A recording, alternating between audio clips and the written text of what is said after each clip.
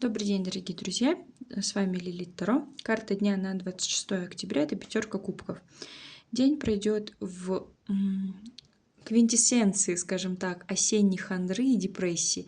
Вы можете почувствовать как раз воскресенье, остаться в одиночестве, посидеть, похандрить, погрустить.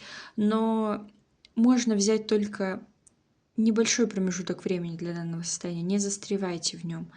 Также карта может указывать на то, что вы будете погружены в внутренний мир и думать о каких-то потерях, например, либо возвращаться мыслями в прошлое. Можно, есть такие дни, когда можно себе позволить расслабиться, скажем так, погрустить, похандрить, поплакать. Но понимайте то, что прошлое всегда остается в прошлом, и нужно идти в будущее. Нужно не жить прошлым, двигаться дальше. Поэтому сегодняшний день можно, скажем так, погрустить. Всем хорошего дня!